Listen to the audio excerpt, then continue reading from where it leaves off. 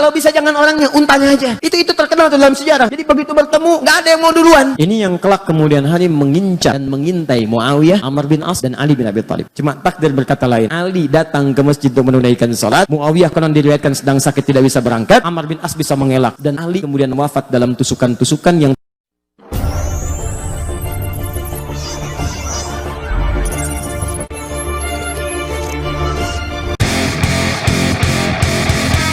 setelah mendengar Utsman itu meninggal dunia, kabur orang-orang ini, menyebar. Masanya makin ricuh, terjadi kericuhan di Madinah sampai dengan 4 hari. Maka para sahabat berkumpul, ini fitnah pertama. Fitnah pertama yang terjadi. Maka para sahabat berkumpul untuk mengatasi kekacauan ini, maka mereka bersepakat mesti ada pemimpin baru yang diangkat untuk mengatasi kekacauan. Karena kekacauan sudah menyebar. Khalifah tidak ada, pemerintahan tidak stabil, wilayah makin luas. Maka ini muncul pemberontakan di sini. Ini muncul pemberontakan. Maka untuk mengatasi itu diangkatlah kemudian dengan mufakat semuanya sahabat Ali bin Abi Thalib. Perhatikan apa yang dikerjakan oleh Abdullah bin Sabah. Begitu Ali diangkat, dia gerilya lagi. Ini yang kita nantikan. Ini yang paling hebat. Saat yang bersamaan, dia juga masuk ke wilayah-wilayah sahabat-sahabat dari keluarga Utsman bin Affan, Bani Umayyah. Di Bani Umayyah itu siapa saja? Banyak. Ada Muawiyah, ada Amr bin As, ada yang jadi gubernur di Damaskus di Syria. Masuk info pelan-pelan dari bawah. Kalau Ali sengaja tidak menolong Utsman supaya Utsman cepat meninggal dan digantikan oleh Ali bin Abi Thalib. Masuk fitnah lagi. Tuh lihat bagaimana hembusannya tidak berhenti sampai di situ. Begitu wafat diangkat Ali sibuk menyelesaikan pemberontakan. Padamkan ini, padamkan itu, padamkan ini. Sementara Abdullah bin Sabah melihat seperti itu, dia melihat, ini kalau begini terus, peluang saya habis dengan kelompok-kelompok saya. Maka dia masuklah kemudian lewat orang-orang terdekat dari kalangan sahabat, termasuk istri Nabi SAW, Sayyidah Aisyah. Dia masuk ke Talha, radhiyallahu ta'ala anhu. Dia masuk ke Zubair, Ibnu Zubair radhiyallahu ta'ala anhu. Masuk ke wilayah sahabat. Terutama masuk ke wilayah sahabat yang dekat hubungannya dengan Utsman bin Affan, klan Utsman, sampai ke Bani Umayyah. Mereka katakan, perhatikan tuh, Ali itu memang benar-benar sibuk dengan kekuasaan sampai lupa menghukum kisos orang yang telah membunuh Utsman bin Affan. Sebetulnya masalah gampang, kalau ini dikisos selesai masalah. Tuh lihat cara berpikirnya. Padahal pemberontakan itu sudah banyak pada saat itu. Maka ketika infiltrasi yang buruk ini masuk, disebarkan isu, maka menyebar kemudian. Jadi panaslah kalangan-kalangan itu. Datanglah perwakilan mereka kepada Ali bin Abi Thalib. Mengatakan, Ali, ini sudah berlalu, kenapa belum dikisos mereka? Kata Ali, sebentar. Ini kan yang datang masa. Masa ini harus diteliti satu-satu. Harus ada bukti yang jelas, berikan saya waktu. Begitu menyampaikan demikian, tidak puas semua, nggak bisa, ini nggak bisa. Disulut lagi dari bawah. Sampai terjadi kemudian perang Jamal. Perang Unta. Diprovokasi, masuk kemudian ke lingkungan para sahabat yang lainnya. Ingat teman-teman sekalian, para sahabat itu mulia, udul. Jangan katakan apakah para sahabat mudah terprovokasi, bukan. Karena cara pandang sahabat bukan provokasi, iya. Cara pandang sahabat pada hukumnya. Sebagian mengatakan kalau salah, ketahuan harus segera dihukum. Mereka tahu yang salah si fulan, tapi Ali berpendapat buktinya perlu jelas dulu. Kan sekarang juga 2 alat bukti yang jelas, demikian kan? Sahabat tahu ini pelaku si fulan. Cuma Ali perkenankan saya mengumpulkan bukti dulu. Yang lain minta segera dikisos karena sudah tahu si fulan. Ali bertahan dulu sampai mengumpulkan bukti yang kuat. Dikacaukan ini oleh tadi para penyusup tadi. Maka diprovokasi, kalian sahabat Nabi, kalian orang mulia, ini nanti akan diminta pertanggungjawaban oleh Nabi. Kenapa tidak dihukum? Tegur Ali.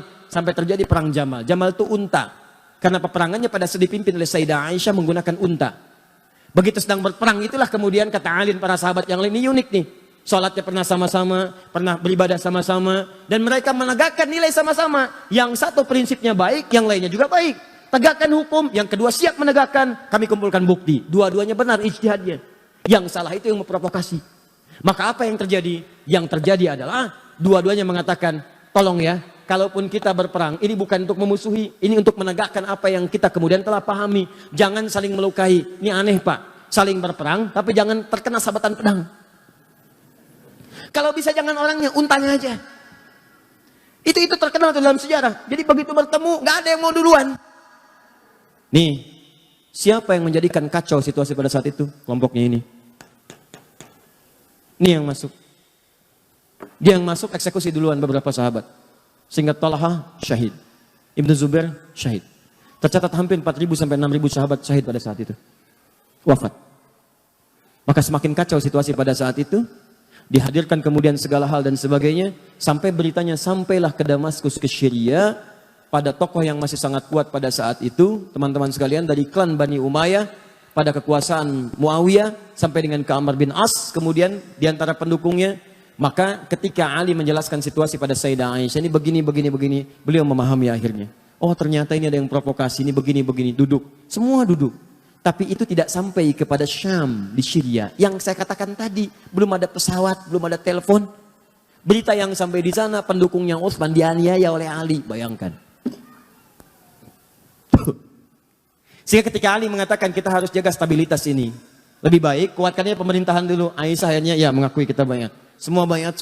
Tenang. Tapi sampai ke Syam itu nggak nyampe beritanya. Akhirnya apa yang terjadi? Diprovokasi. Karena ini sudah perlakuan yang buruk, maka kami, kata ini nih, pengikut ini datang ke sana, kami hanya akan mengangkat khalifah bukan Ali, yang kami angkat Muawiyah saja. Maka diangkatlah kemudian khalifah di sana sampai mendeklarasikan sebagai khalifah baru. Anda bayangkan tuh, fitnahnya luar biasa. Maka apa yang terjadi?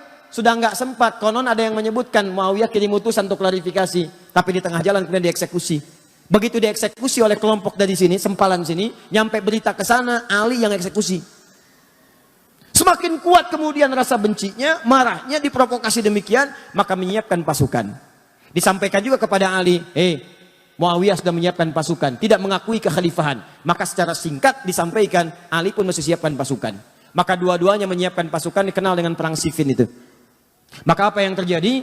Ali mengatakan, ini karena sudah makar terhadap negara, kita harus bereskan, tapi dengan cara yang mulia. Sama kayak tadi tuh, pelan-pelan, karena sama muslim. Gak ada yang mau nyakiti, gak ada yang mau macam-macam. Ini masuk lagi nih. Yang ini nih, aduh. Nanti saya tunjukkan kepada Anda, ini cuma contoh orang, tapi pemikirannya diwariskan. Dalam setiap hal-hal yang terjadi semacam ini, Anda akan temukan provokator-provokator bertebaran. Termasuk sekarang semakin bertambah eranya, tapi ini nggak akan berubah. Termasuk di YouTube juga banyak provokator nanti. Nanti akan temukan itu. Kembalikan ke sini. Jadi begitu sudah masuk, singkatnya bertemu, lebih besar pasukan dari sebelumnya, terjadi peperangan itu sampai pasukan Muawiyah terdesak. Ya, apa yang terjadi pada saat terdesak Muawiyah? Saya katakan di belakang kan ada Amr bin As yang seterusnya, itu jenius. Kata mereka, sudah kita kalau teruskan akan kalah nih. Dan makin banyak korban. Gini aja, supaya duduk sama-sama diskusi, duduk dengan baik, maka kita lakukan tahkim. Tahkim itu tombak Al-Quran, ya, kemudian bukan ditombak untuk menunjukkan sesuatu yang kotor, bukan. Maksudnya untuk berhukum dengan hukum kitabullah. Kenapa menggunakan tombak? Karena mudah diangkat begini. Kalau ngangkat orang kan belum ketahuan apa maksudnya. Begitu dipanah dari belakang, meninggal, repot lagi. Maka yang diangkat Al-Quran begini, semua berbaris di belakang Muawiyah. Ketika berbaris, diangkat kemudian mushaf. Saat diangkat itulah kemudian Ali mengatakan, tidak itu siasat, saya tahu itu siapa yang bikin. Karena Ali kenal Amr bin As. Tanya dulu mereka, kalau mereka ingin tahkim, mereka harus menyerah dulu. Mereka harus menyerah. Kalau sudah menyerah, baru tahkim. Karena situasinya sedang demikian kacau. Kalau tidak menyerah duduk sama-sama, maka mustahil bisa diskusi dengan baik. Ini Ali. Wah, ketika Ali perintahkan, terus dorong mereka sampai mereka menyerah. Maka yang satu golongan mengatakan, Ali kamu nggak benar nih. Dalam fikih perang, kalau sudah ada yang tahkim mengangkat Al-Quran, hukumi dikembalikan kepada Allah. Nggak boleh kita serang. Maka orang-orang ini langsung keluar dari barisan Ali. Keluar dalam bahasa Arab disebut dengan kharaja. Orangnya kharijun. Kalau keluar karena tidak sepakat dan keras sifatnya, dan cenderung buruk keadaannya, maka dikenal dengan nama khawarij. Maka muncullah kemudian orang-orang golongan ekstrim baru. Dia mengatakan, lihat nih, Ali menyimpang. Kafir nih Ali. Kafir. Anda bayangkan tuh. Siapa mereka dibanding Ali? Ali itu menantu Nabi. Jaminan surga. Pemuda paling hebat, paling setia. Nyawanya dikorbankan bahkan untuk risalah Islam, bahkan untuk Nabi. Dalam peristiwa Isra Mi'raj, itu cuma ada 3 orang di rumah itu. Begitu akan berangkat, kata Nabi, Ali, kamu tidur di tempat tidur saya ya. Saya dengan Abu Bakar akan hijrah. Kamu yang gantikan di sini. Itu tahu tempat tidur Nabi itu. Itu yang jadi tujuan. 100 orang pemuda pasukan khusus sudah ngintai, taruhannya nyawa. Ali masih muda. Abu Bakar sudah sepuh. Dengan Nabi mau berangkat. Apa kalimat Ali? Bala ya Rasulullah. Siap. Siap. dengan nyawanya. Tidak pernah tertuliskan di buku sejarah manapun Ali protes.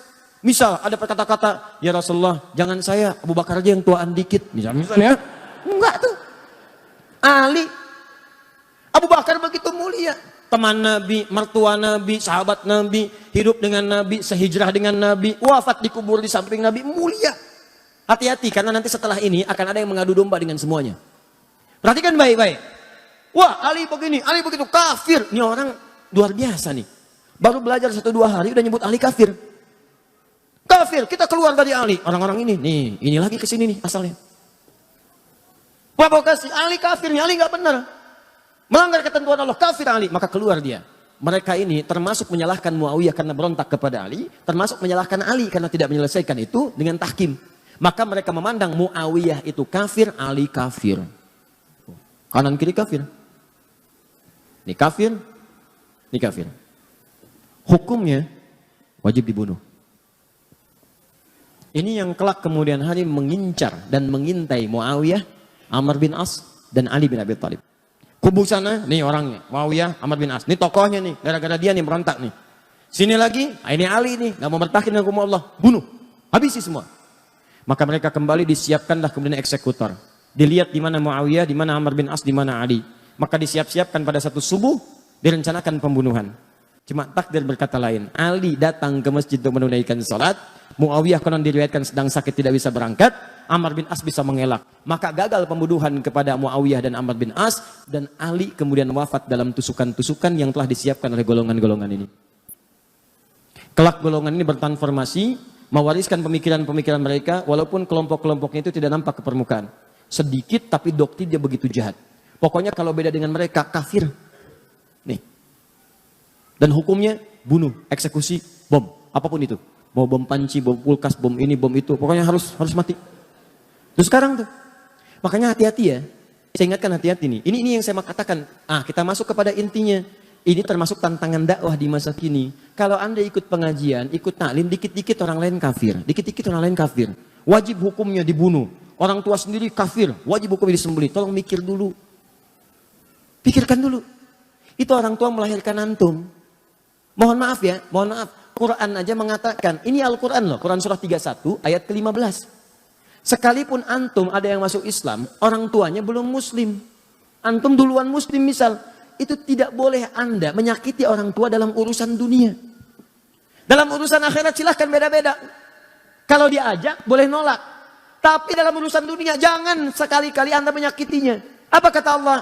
فَإِنْ جَاهَدَاكَ عَلَىٰ أَنْ تُشْرِكَ بِي مَا لَيْسَ لَكَ بِهِ عِلْمٌ فَلَا تُطِعْهُمَا. Kalau ada orang tua masih non-muslim mengajak kepada perbuatan syirik, ngajak kamu ibadah lagi seperti mereka, kamu tolaklah dengan cara yang lembut. Jangan ditaati. Lihat. وَصَاحِبْهُمَا فِي الدُّنْيَا مَعْرُوفًا. Tapi selama kamu hidup di dunia, maka perlakukan mereka dengan perlakuan yang indah. Kalau punya gaji lebih, berikan hadiah. Kalau punya makanan, bagi. Kalau punya rezeki melimpah, bagi. Dan saat itulah doakan kepada Allah supaya mereka mendapat hidayah. Tiba-tiba datang golongan ini mengatakan, kamu muslim ya? Muslim. Orang tua kamu kafir tuh, bunuh. Ini yang bahaya.